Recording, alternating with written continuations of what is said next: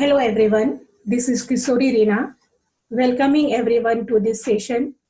In this session, we are going to do a poem, Wind, which is originally written in Tamil language by Subramania Bharati and translated in English by A.K. Ramanujam.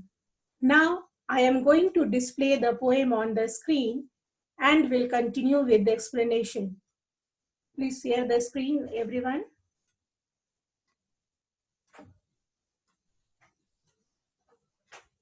Now see the poem. Here, let me tell you something about the poem. Here, the wind symbolizes the difficulties and challenges of our life. The poet has linked the destructive power of the wind to the adversities of our life.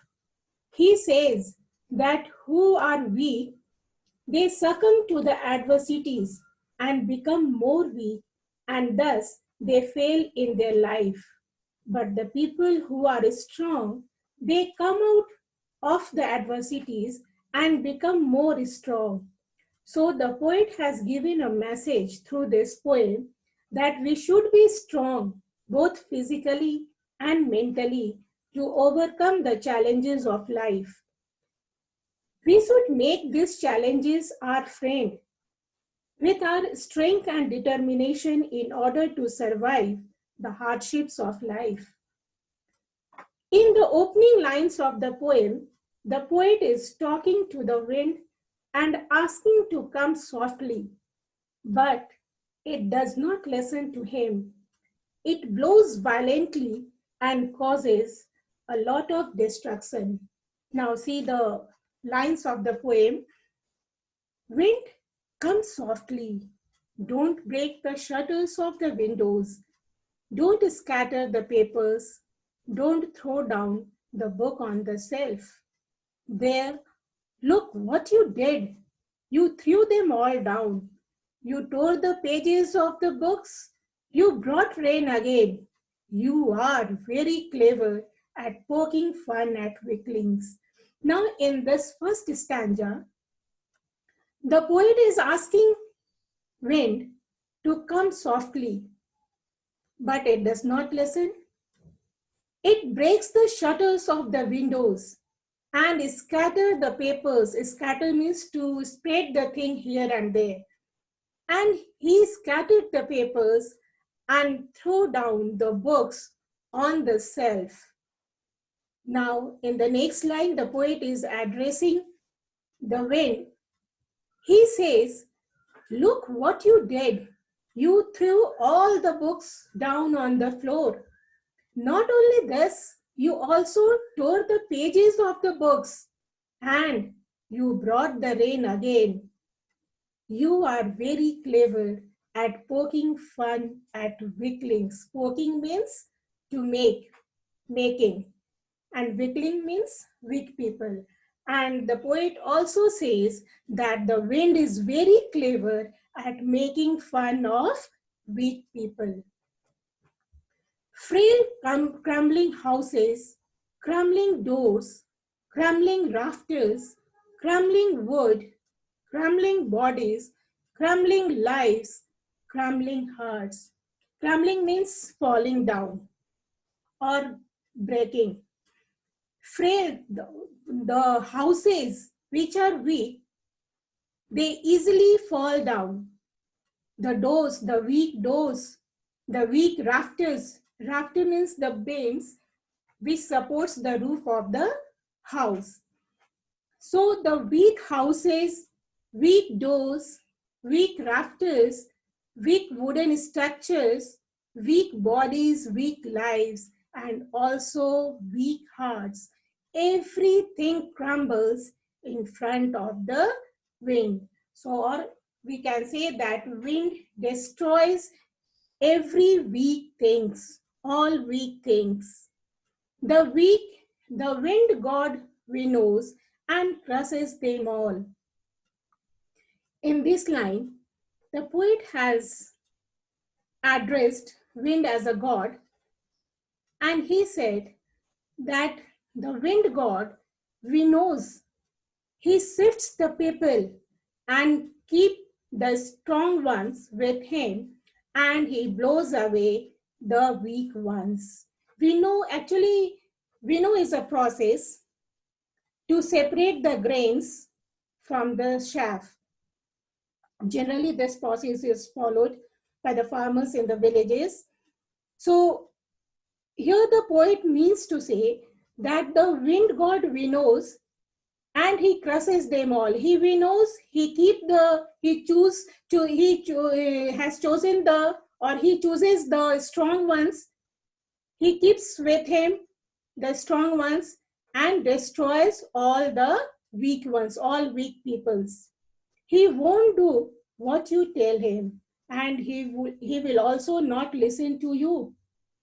He will not do what you tell him. It doesn't mean here he refers to the challenges. The wind, which is like a challenge, which is hardships of life, it doesn't mean that if someone is weak, the challenges or the hardship will not come in his life. The challenges and the hardship will come in everyone's life. The only thing we can do that we have to prepare for, or we have to be prepared for that. We have to make preparations for that. Now, how to make preparations? The poet has suggested for that. So, come, let's build strong homes. Let's join the doors firmly. Practice to firm the body, make the heart steadfast. In these 4 lines, the poet has suggested, so adversities will come in everyone's life. So we have to be prepared for that. So what we should do? We should build strong homes and also join our doors firmly, means close our doors firmly so that the wild wind will not come inside to disturb us. Practice to firm the body, make the heart steadfast. And also, we should practice to make our body strong and the heart steadfast. Steadfast means firm. Do this, and the wind will be friends with us. So, the poet has suggested to do all these things, to follow all these things, and thus we can make the wind our friend. Again, here the wind refers to the challenges of life. So if we will be strong, we can face any challenge without any fear. And if once we will become strong, our challenges and hardships will also become our friend. The wind blows out weak fires. He makes strong fires roar and flourish. In these 2 lines, the poet says that the wind blows out, extinguishes the weak fires, but makes the strong fire roar and flourish, but makes the strong fire flourish and grow. His friendship is good. We praise him every day. Now, in the last 2 lines, the poet says that, or he has, in this way, he has given the message through this poem also, that instead of grumbling or complaining, we should make friendship with the wind. This is the best way which we can do. Now, here the poem is explained. Now we will see the poetic devices which are used in this poem. First of all, this poem is written in free verse because there is no rhyme scheme. Secondly, the most important poetic device which is used here, that is anaphora. Anaphora is a poetic device when the same word or phrase repeated in the beginning of the successive lines. So you will see the second, third, and fourth line. In the beginning of second, third, and fourth line, the word don't is repeated in the beginning of all these 3 lines. So here the poetic device anaphora is used.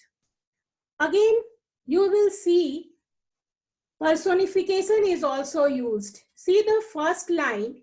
Here the poet is telling, wind comes softly. Personification is that figure of speech when we attributed human qualities to non-living things. So here the poet is telling, wind, you come softly.